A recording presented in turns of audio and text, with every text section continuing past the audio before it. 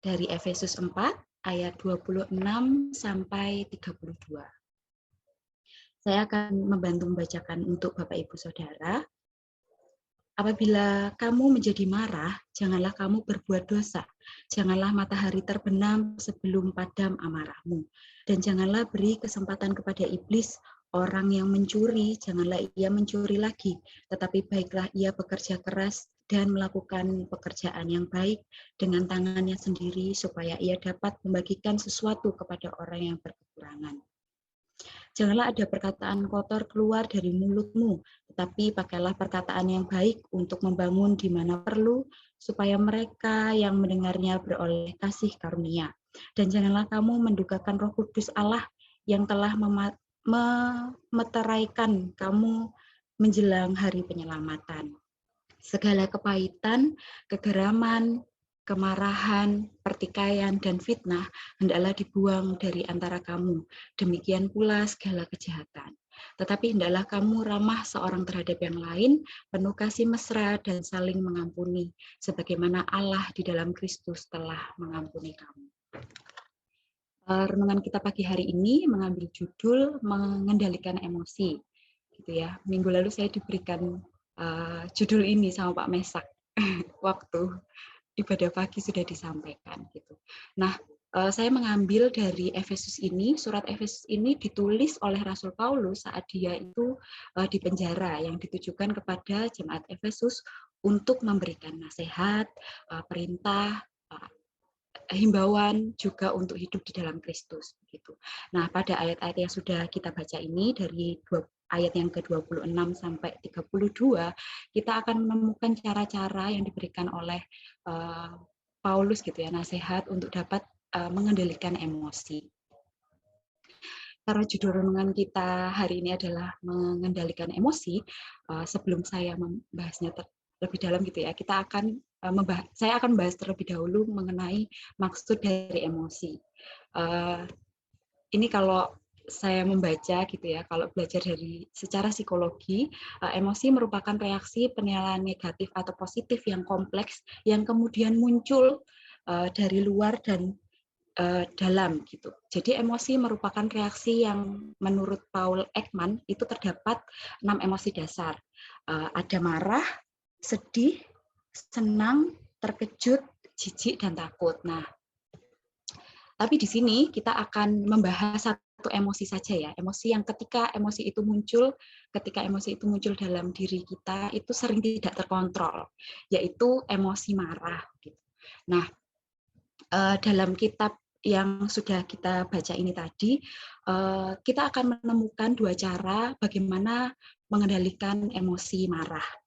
Yang pertama, di ayat yang ke-26, apabila kamu menjadi marah, janganlah kamu berbuat dosa.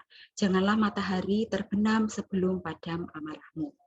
Dalam ayat ini disebutkan marah itu diperbolehkan begitu ya, asal tidak berbuat dosa. Ini saya garis bawahi, asal tidak berbuat dosa. Bahkan Yesus pun pernah marah gitu ketika melihat bait Allah digunakan untuk berjualan saat itu. Nah, tadi saya menggarisbawahi janganlah kamu berbuat dosa. Yang dimaksud kalimat tersebut adalah respon atau luapan yang diberikan itu tidak menyakiti atau merugikan orang lain ketika kita marah begitu ya. Nah, di ayat ini pula disebutkan janganlah matahari terbenam sebelum padam amarahmu. Janganlah matahari terbenam sebelum padam amarahmu itu, jadi ini menunjukkan waktu begitu ya. Dengan memberikan batas waktu pada masalah yang timbul yang mengakibatkan emosi marah itu keluar, maka itu dapat menolong kita untuk mengendalikan kemarahan. Jadi yang pertama, bagaimana cara kita untuk dapat mengendalikan emosi marah itu adalah memberikan waktu gitu ya.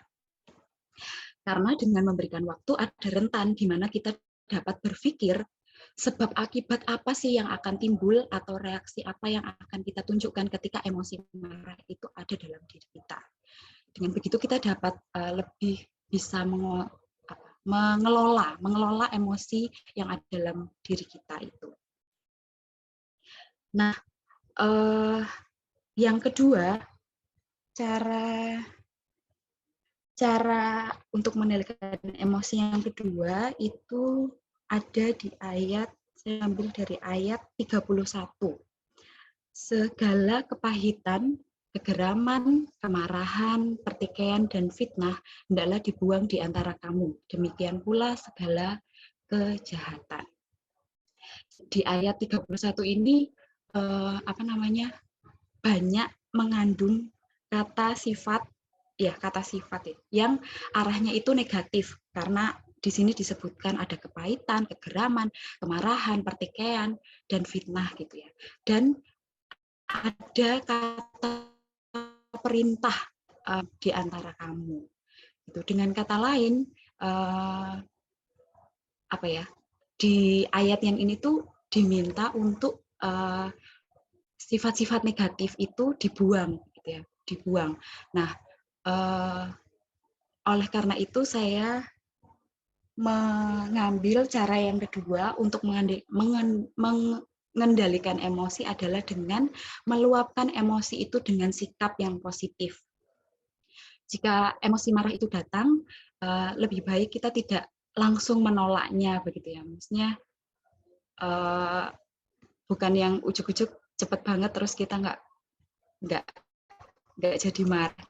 Tapi karena kembali disebutkan di awal, emosi itu tadi saya menyebutkan ya, emosi itu tidak salah, maksudnya emosi marah itu tidak salah. Yang salah adalah ketika kita meluapkan emosi marah itu ke arah yang negatif gitu ya. Ke arah yang negatif itu yang lebih ke menyakiti orang lain mungkin dengan perkataan kita, perbuatan kita yang kita keluarkan dari reaksi emosi marah itu yang akhirnya menyebabkan pertikaian begitu. Nah, jadi perlu bagi kita untuk memberikan tempat yang tepat untuk emosi yang kita miliki. Pribadi itu memiliki cara tersendiri ya, maksudnya untuk meluapkan emosi marahnya. Misal, masih supaya tidak memberikan reaksi itu ke arah yang negatif. Misal bisa dengan menarik diri terlebih dahulu, misalnya menyendiri. Kalau misalnya itu terjadi di rumah atau di kos, kayak saya ngekos gitu ya, di lingkungan itu kita menarik diri, mungkin bisa ke kamar dulu, atau bisa pokoknya menarik diri supaya tidak terjadi pertikaian atau bisa menyakiti atau merugikan orang lain. Mungkin ada juga yang bisa meluapkan itu dengan cerita ke pasangan, ke kerabat, atau bahkan ke orang tua, atau bahkan bisa langsung menyampaikan kepada Tuhan gitu ya. Dengan cara berdoa, minta pimpinan Roh Kudus, minta pimpinan Tuhan supaya kita tidak meluapkan emosi marah itu dengan ke arah yang negatif begitu. Tapi ada juga sih, saya tuh pernah bercerita sama teman-teman gitu ya. Ada juga yang misalnya ketika emosi itu mereka meluapkannya dengan bersih-bersih misal. Bersih-bersih atau mungkin mereka langsung cari makanan yang enak supaya mood-nya bagus gitu. Atau mungkin masak, mungkin ada banyak cara gitu ya untuk kita bisa meluapkan emosi dengan cara yang positif. Nah, itulah tadi beberapa contoh bagaimana kita bisa meluapkan emosi dengan sikap yang benar dan yang keluar itu bukan hal-hal yang negatif. Karena kalau kita ini tadi ya, meluapkan dengan cara yang salah, maka akan terjadi pertikaian dan itu malah merugikan bagi orang lain dan itu berdosa bagi kita. Padahal tadi yang diminta di ayat yang ke-26, apabila menjadi marah, janganlah kamu berbuat dosa. Nah, itu tadi adalah dua cara yang bisa kita lakukan untuk mengelola emosi marah yang kita bisa ambil dari beberapa ayat yang sudah kita sebutkan tadi. Ini menurut versi yang saya ambil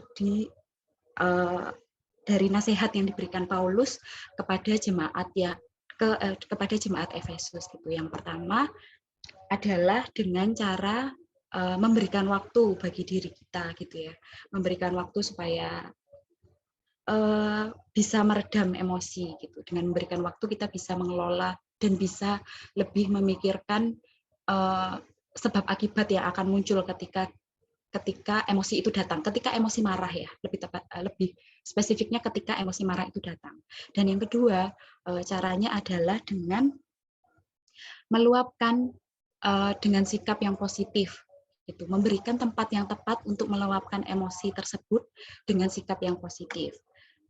Sehingga kita tidak merugikan orang lain. Nah, ketika kita merugikan orang lain atau kita menyakiti atau akhirnya ada pertikaian gitu ya, itu dapat menimbulkan yang namanya dosa. Dan dengan memberikan tempat itu pula, kita itu juga tidak menahan emosi apa yang ada dalam diri kita, sehingga itu tersalurkan begitu. Ketika kita memendam terus, itu bisa jadi malah akan menimbulkan hal yang negatif. Ada kepahitan dalam diri kita, ada mungkin kita malah tidak bisa melepaskan pengampunan kepada misalnya setiap kepada orang yang mungkin saat itu menyakiti hati kita, akhirnya yang membuat kita emosi begitu ya. Maka ketika kita bisa mengendalikan emosi dengan cara itu, kita juga dengan mudah bisa memunculkan kasih, bisa melepaskan pengampunan kepada orang yang mungkin sudah membuat kita emosi gitu ya, emosi marah. Nah, terlebih kita bisa menjadi hamba Tuhan, menjadi anak-anak Tuhan yang semakin serupa dengan Kristus, seperti ayat yang ke-32, itu disebutkan, tetapi hendaklah kamu ramah seorang terhadap yang lain, penuh kasih mesra dan saling mengampuni, sebagaimana Allah di dalam Kristus telah mengampuni kamu. Ketika kita bisa mengendalikan emosi, kita bisa semakin serupa dengan Kristus karena kita memiliki kasih dan kita bisa memberikan pengampunan karena Allah atau Tuhan itu sendiri sudah terlebih mengampuni setiap dosa dan kesalahan kita. Amin. Kiranya renungan kita pagi ini bisa menguatkan kita semuanya dan bisa menjadi berkat bagi kita. Mari kita berdoa. Tuhan Allah Bapa kami yang bertata di dalam kerajaan surga yang mulia, terima kasih Bapa untuk setiap renungan yang sudah kami dengarkan. Kiranya kami sebagai anak-anak Tuhan bisa mengelola emosi marah kami itu dengan baik, mengeluarkan dengan sikap yang positif, sehingga tidak terjadi timbul pertikaian ataupun ada kepahitan dalam diri kami, dan kami bisa menimbulkan kasih, memberikan pengampunan itu dengan tulus, seperti Engkau juga memberikan pengampunan dan kasih yang luar biasa bagi setiap hamba-Nya. Terima kasih Bapa, menyerahkan setiap hidup kami ke dalam tangan kuasa Tuhan, hanya di dalam nama Tuhan Yesus Kristus kami berdoa dan mengucap syukur. Haleluya. Amin.